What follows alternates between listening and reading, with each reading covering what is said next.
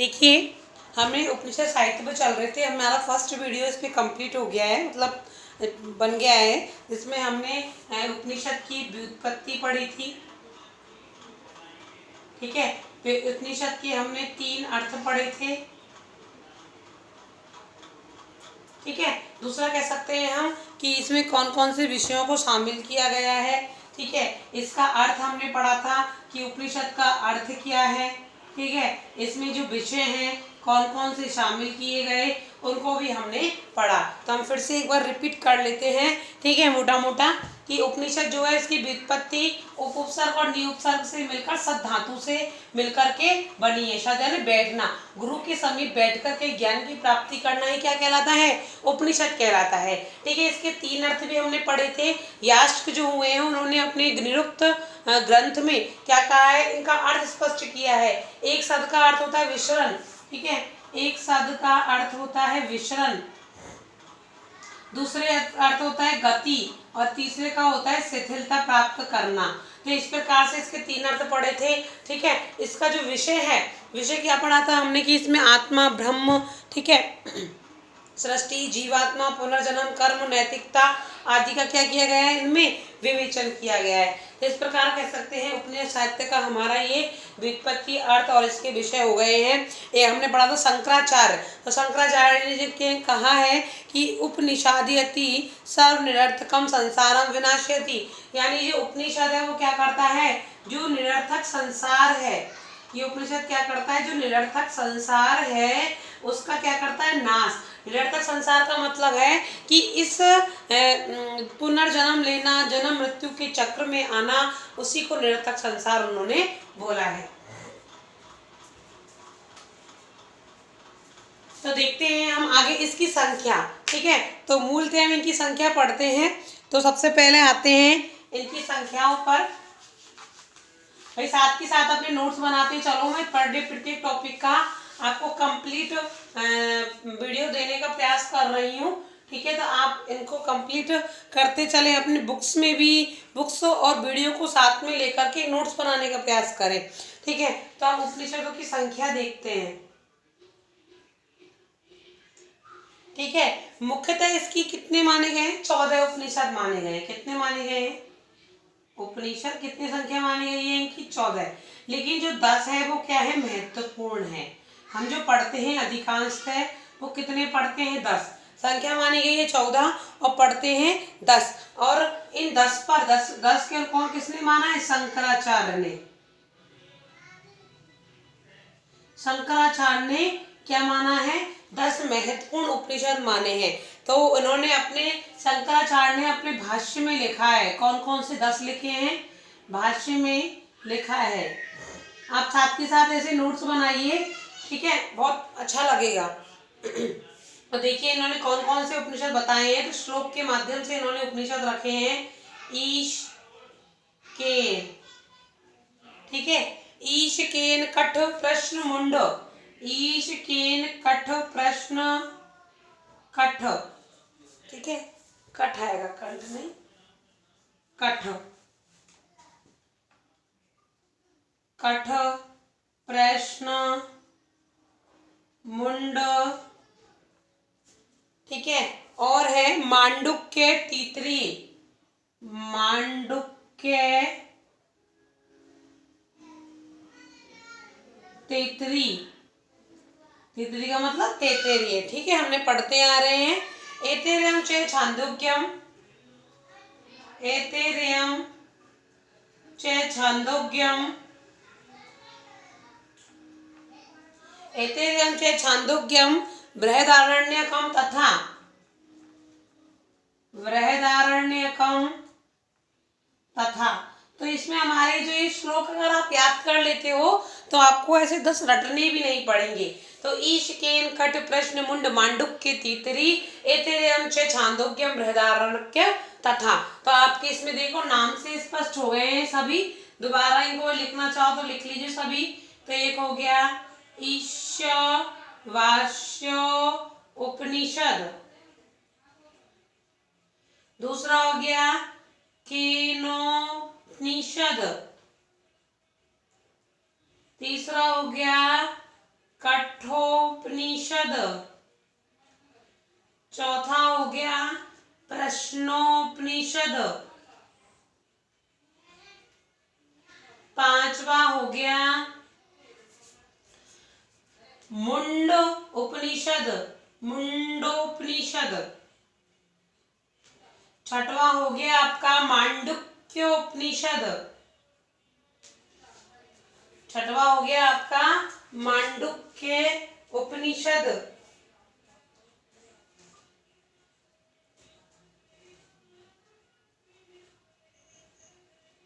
मांडुक्य उपनिषद। सातवां हो गया आपका तैत्तिरीय उपनिषद।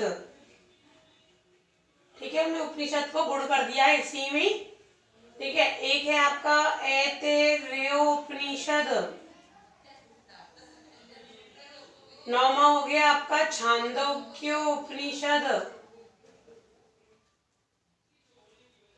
अब आपको कुछ कुछ सब याद आ रहे होंगे कि ये सब हमने पढ़ लिए कहीं ना कहीं। ठीक है, हमने जितने भी ब्राह्मण वेद, ठीक है, वेद ऋग्वेद यजुर्वेद पढ़े थे, उसके बाद ब्राह्मण पढ़े थे, उसके बाद आरण्यक पढ़े थे, उसमें कहीं ना कहीं हमने सब पढ़ लिए। ईशवास्य उपनिषद, केन उपनिषद, कठोपनिषद, तैत्तिरीय उपनिषद, ऐतरेय उपनिषद, छांदोग्य उपनिषद, ये सब हमारे इधर पढ़े गए हैं। और 10वां है मुख्य, वो है बृहदारण्यक उपनिषद। बृहदारण्यको उपनिषद। तो ये आपके 10 हैं, आप इनको नोट कर लीजिए। ठीक है, और जो 4 और अलग से हैं जिनको हम पढ़ना नहीं चाहते, पढ़ते कम हैं, वो आप लिख लीजिए। यहाँ लिख लो 11वां।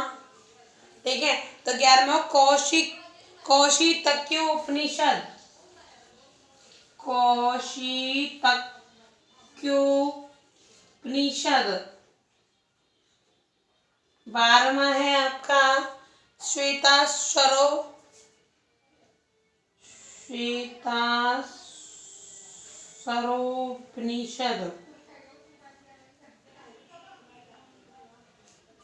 ठीक है, एक है आपका मैत्रायणी उपनिषद।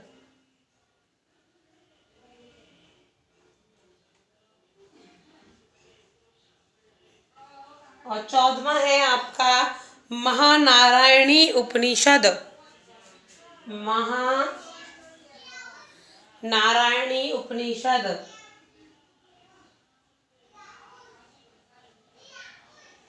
ठीक है, ये भी हमने पढ़ लिया है नारायणी उपनिषद।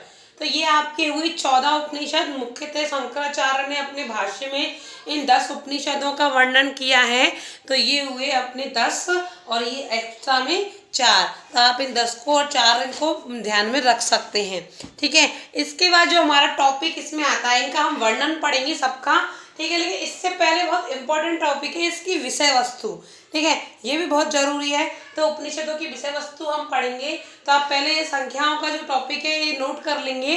तो ये 14 उपनिषद माने गए हैं, इसमें 10 महत्वपूर्ण हैं। शंकराचार्य ने अपने भाष्य में इनको एक श्लोक के रूप में उतार दिया है। ईश केन कट प्रश्न मुंड मांडुक्य तैत्तिरीय ऐतरेय छांदोग्यम बृहदारण्यक तथा। ठीक है, तो 10 ये हैं और 4 ये हैं। तो ये अपनी उपनिषद साहित्य की ये इनकी संख्या हुई। अब अपन देखते हैं इसकी विषय वस्तु। उपनिषद साहित्य की विषय वस्तु। कोई चीज समझ में नहीं आए तो आप मैसेज करके पूछ सकते हो। और मैं समझती हूँ इसमें कुछ समझने वाली बात है नहीं, बस आपको थोड़ा याद करना है, पढ़ना है, अपने हिसाब से नोट्स तैयार करने हैं। ठीक है, तो अब हमारा टॉपिक आता है उपनिषदों की विषय वस्तु। तो यहाँ लिख देंगे हम विषय वस्तु।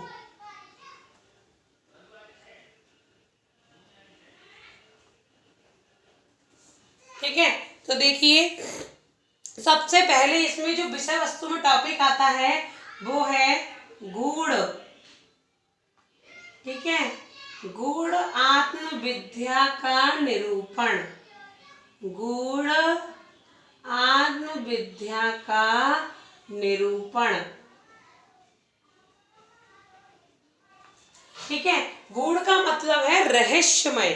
ठीक है, तो यहाँ पर किसका वर्णन किया गया है? रहस्यमय आत्म विद्या का वर्णन किया गया है कि आत्मा कहाँ से आती है, कहाँ जाती है। इस प्रकार की रहस्यमय बातों को ही इन्होंने गूढ़ आत्मविद्या कहा है। दूसरा हम इसमें लिख सकते हैं ब्रह्म तत्व का निरूपण।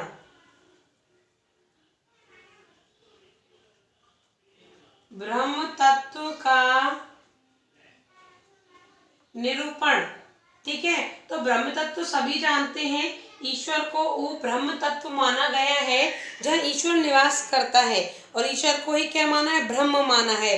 तो कह सकते हैं जैसे हमारे भारत का सबसे प्रधान मुखिया कौन माना गया है, राष्ट्रपति। इसलिए ब्रह्मांड का है, संसार का सर्वोच्च सत्ता, ठीक है, संसार की सर्वोच्च सत्ता किसके हाथों में है, ब्रह्म के हाथों में है।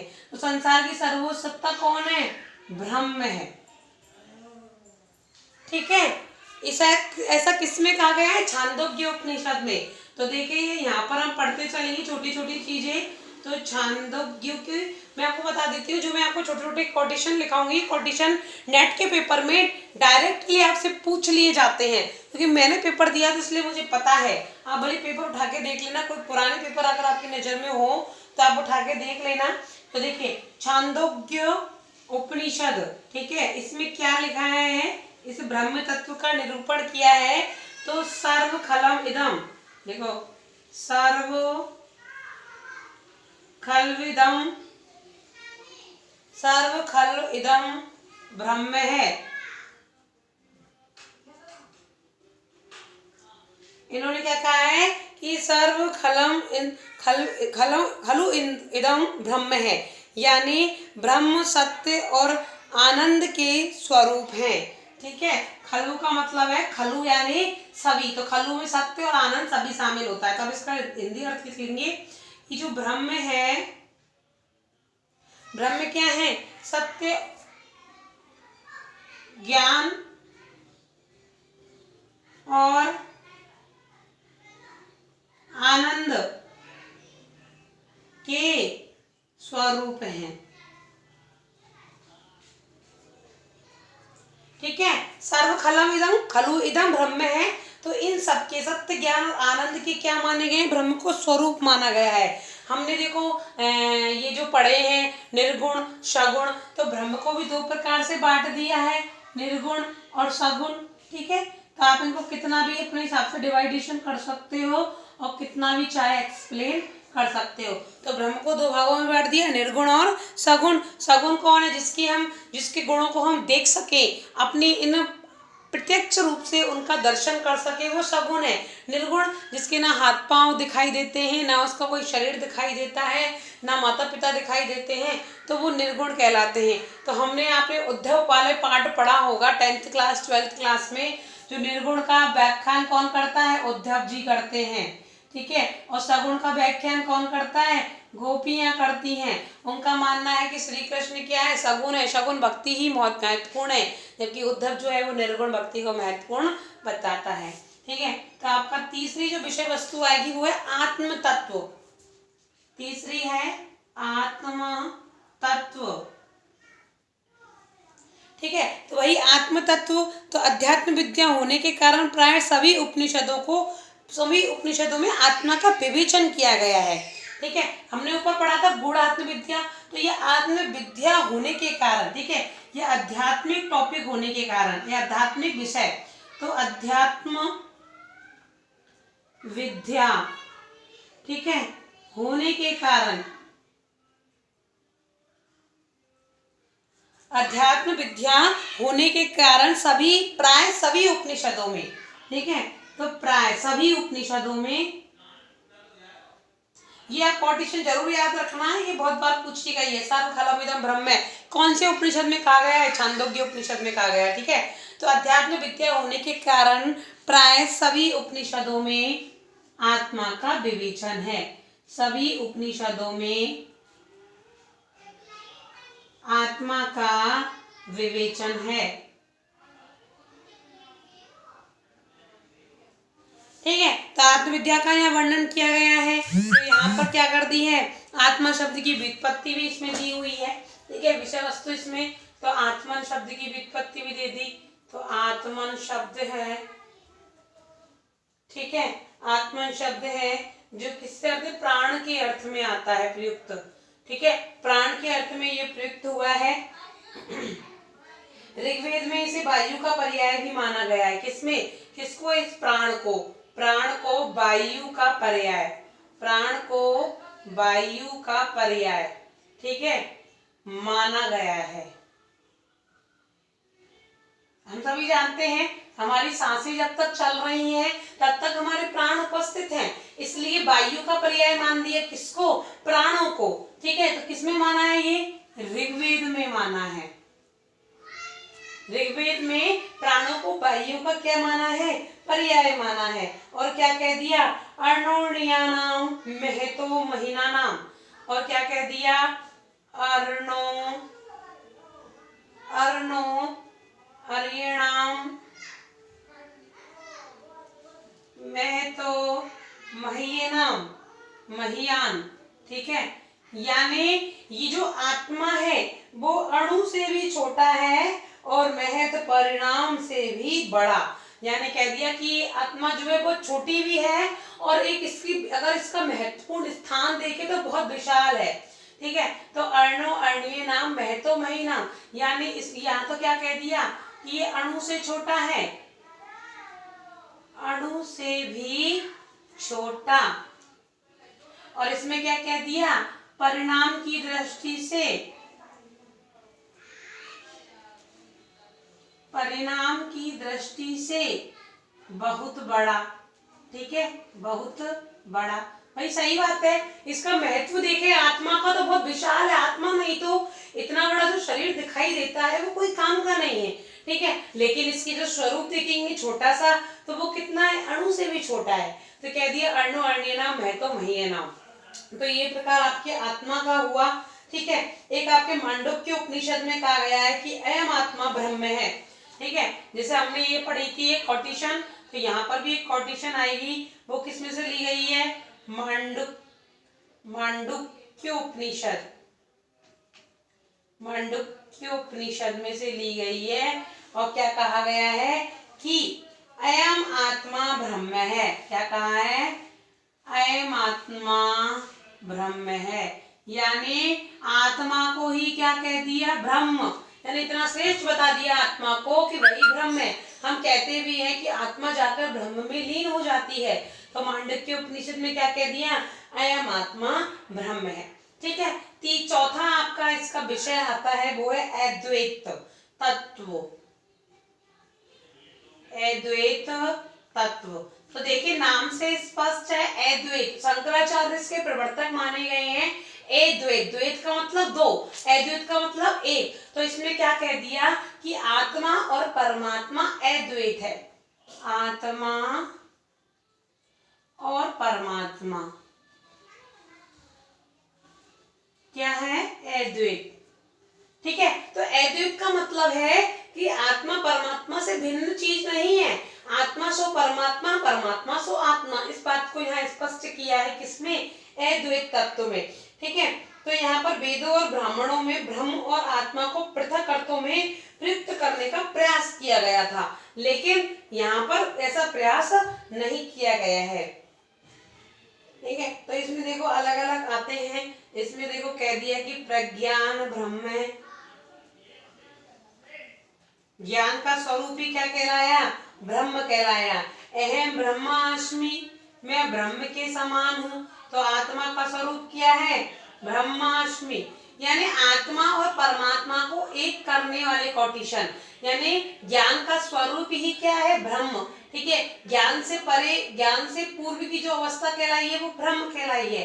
अहम ब्रह्मास्मि, मैं ही ब्रह्म हूँ, मैं आत्मा जो हूँ वो कौन हूँ, ब्रह्म हूँ। तो इस प्रकार इसका अद्वैत तत्व कहा है। तत्वम, अगला इसका कोटिशन दे दिया तत्वमसि,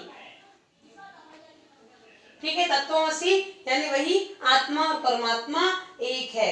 अगला कह दिया अयम आत्मा ब्रह्म है, अयम आत्मा ब्रह्म है, वही ऊपर वाली चीज यहाँ पे जो मांडुक्य उपनिषद में आई है, तो इस प्रकार इसका अद्वैत तत्व स्पष्ट किया है किसमें, छांदोग्य उपनिषद साहित्य की विषय वस्तु में। पहला इसका आ गया गूढ़ आत्मविद्या का निरूपण, दूसरा आ गया ब्रह्म तत्व का निरूपण, तीसरा आ गया आत्म तत्व का निरूपण, और चौथा आ गया अद्वैत तत्व का निरूपण। ठीक है, और भी इसमें विषय है, उनको देख लेते हैं। तो 5वां विषय आता है हमारा, आप वीडियो पॉज करके इनको सबको नोट्स बना सकते हैं, आराम से उतार सकते हैं। ठीक है,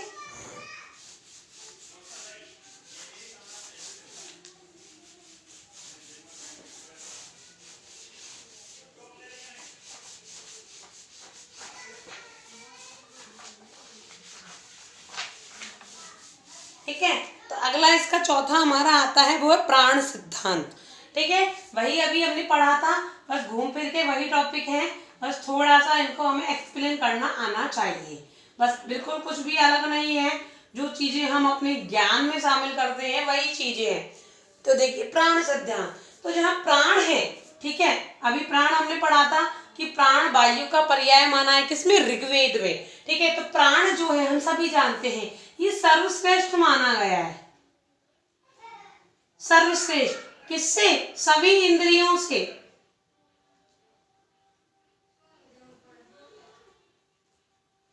सभी इंद्रियों से श्रेष्ठ माना गया है किसको, प्राण को। क्यों, क्योंकि अगर हमारे शरीर में से कोई भी इंद्रिय नष्ट हो जाती है, उस इंद्रिय को क्षति हो जाती है, तो पूरे संपूर्ण शरीर का नाश नहीं होता। अगर प्राणों की क्षति हो जाए, प्राण नष्ट हो जाए, तो संपूर्ण शरीर ही मिट्टी में विलीन हो जाता है। इसलिए ये प्राण सिद्धांत माना गया है। तो इसलिए क्या कह दिया, प्राण ही सभी इंद्रियों से ऊपर है, प्राण ही आत्मा के अर्थ में मिलता है। तो प्राण का दूसरा पर्याय बोल सकते हैं हम आत्मा। दूसरा इसका कह दिया कि प्राणो वा ज्येष्ठस्य श्रेष्ठस्य वा। तो क्या कह दिया, प्राणो वा ज्येष्ठश्च श्रेष्ठश्च वा।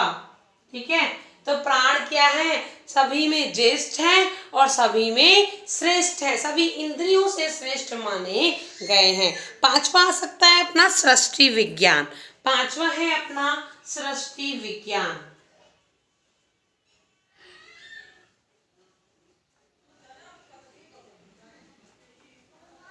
पांचवा है सृष्टि विज्ञान। ठीक है, तो हमने कई बार इसको पढ़ा है, सृष्टि के आरंभ में जल। ठीक है, तो सृष्टि के आरंभ में क्या माना गया है, जल माना गया है। आपने मनु ग्रंथ पढ़ा हो, मनु साहित्य आता है जो उसमें कि श्रद्धा और मनु ये केवल 2 ही बचे थे और संपूर्ण सृष्टि प्रलयमय हो गई थी, पानी पानी हो गया था। तो आरंभ में क्या माना गया है, जल। और हम सब किसकी संतान माने जाते हैं, मनु की संतान माने जाते हैं, श्रद्धा मनु की संतान माने जाते हैं। ठीक है, तो बस इसी का यहाँ पर वर्णन है सृष्टि विज्ञान। तो आरंभ में जल था। ठीक है, जल ने सत्य की सृष्टि की। आरंभ में क्या था, जल ने सत्य की सृष्टि की। ठीक है, आगे सत्य ने ब्रह्म की सृष्टि की। देखो, जल ने सत्य की, ठीक है, सत्य ने ब्रह्म की, सत्य ने ब्रह्म की सृष्टि की या निर्माण किया। ठीक है, और ब्रह्म ने प्रजापति की, और ब्रह्म ने प्रजापति की सृष्टि की। प्रजापति मतलब ब्रह्मा। ठीक है, ब्रह्मा की सृष्टि की। और सब प्रजापति ने फिर किसकी की, प्रजापति ने देवताओं की सृष्टि की। सृष्टि का मतलब निर्माण करना। ठीक है, देवताओं की सृष्टि की, और देवताओं से फिर मनुष्य का निर्माण हुआ। यानी देवता ही क्या है, एक प्रकार से मनुष्य हैं, तो हम इसे अलग नहीं कह सकते। ठीक है, तो हम कर सकते हैं देवताओं का निर्माण हो गया, स्वतः ही मनुष्यों का निर्माण हो गया। लोग अपने कर्मों से देवता कहलाते हैं और कर्मों से ही असुर कहलाते हैं। इसलिए देवता ही क्या है, प्रजापति ने तो क्या किया थी, देवताओं की, अच्छे व्यक्तियों की रचना की थी, परंतु अवगुण जो होता है वो इंसान को जकड़ लेता है, ठीक है। तो इसलिए असुरों का निर्माण हुआ। तो इस सृष्टि विज्ञान में आरंभ में सबसे पहले जल का निर्माण हुआ, ठीक है। जल ने सत्य की सृष्टि की, सत्य ने ब्रह्म की सृष्टि की, ब्रह्म ने प्रजापति की सृष्टि की, और फिर प्रजापति ने देवताओं की सृष्टि की। ये आपकी प्राणी विज्ञान या सृष्टि विज्ञान या सृष्टि सिद्धांत भी हम इन्हें बोल सकते हैं। ये जो उपनिषद के विषय वस्तु हैं ये सिद्धांत भी है। एक क्वेश्चन चेंज करके वो आपको दे सकता है, क्वेश्चन बहुत तरीके से घुमाने वाले आते हैं। तो आपको ये जरूरी नहीं है कि आपको केवल विषय वस्तु का ही टॉपिक दे दिया जाए। आपको कह देगा उपनिषद साहित्य के सिद्धांतों का वर्णन कीजिए, तो सिद्धांत यही आएंगे, कर्म सिद्धांत, प्राण सिद्धांत, सृष्टि सिद्धांत, ब्रह्म सिद्धांत, आत्मा सिद्धांत, ये सब सिद्धांत माने गए हैं, ठीक है। तो अगला अपना छठवां टॉपिक आता है इसमें कर्म सिद्धांत। इसमें अगला आता है अपना कर्म सिद्धांत।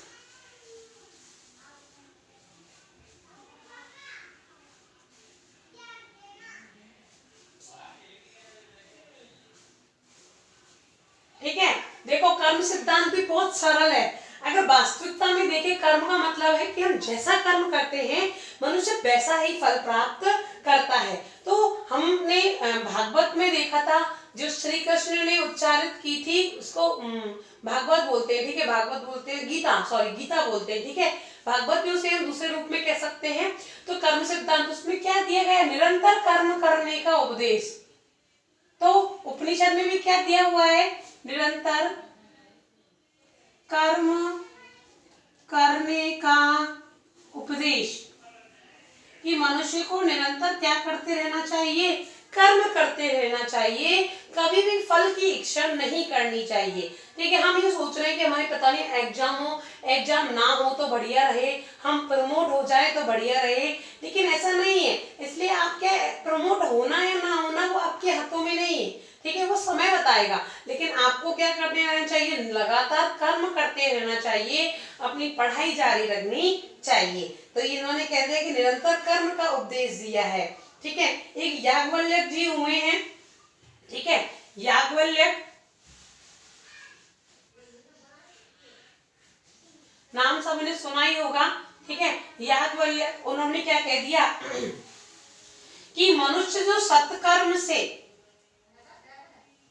मनुष्य सत्कर्म से क्या बनता है, पुण्य आत्मा, ठीक है। और पाप कर्म से क्या बन जाता है, पापी बन जाता है, पापी बन जाता है। भाई कैसा ही बात कही इन्होंने, कर्म सिद्धांत में यही आएगा कि हम जैसा बोएंगे वैसा ही काटेंगे। अगर हम बबूल बोते हैं तो हमें कांटे काटने पड़ेंगे, अगर आम का बीज बोते हो, ये एक्सप्लेन आप कर सकते हो, मैं जो बोल रही हूँ ना वो आपको सबको लिखने की आवश्यकता नहीं है, तो आप एक्सप्लेन अपने हिसाब से भी कर सकते हो। कर्म सिद्धांत बहुत इंपॉर्टेंट है, कर्म सिद्धांत, ठीक है। हम अगर आम का बीज बोते हैं, अच्छी खेती का बीज बोते हैं, तो हमें उससे अच्छा फल प्राप्त होता है। तो ऐसे यहाँ कह दिया कि मनुष्य सत्कर्म से पुण्य आत्मा बनता है और कर्म से क्या बन जाता है, पापी बन जाता है, ठीक है। तो ईशोपनिषद में एक बात कही है, बहुत अच्छी बात कही है, देखो ईशोपनिषद,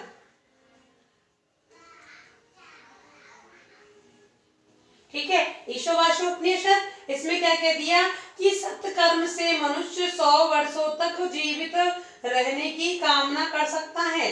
यानी सत्कर्म से मनुष्य 100 वर्षों तक जीवित रह सकता है, ठीक है, जीवित रहने की कामना, इच्छा कर सकता है। और क्या कहा है, एक इसमें बहुत अच्छी कोटेशन कही है, कर्मण्य विहम कर्माणि जीवित दीक्षम समा, तो लिख लीजिए, ये भी बहुत अच्छी है, ठीक है। कुर्वन्ने वहा कर्माणि, ये कोटेशन सभी अधिकांश से आप स्कूल वगैरह में देखा होगा, तो ये लिखी मिल जाती है। जिजीविक्षतम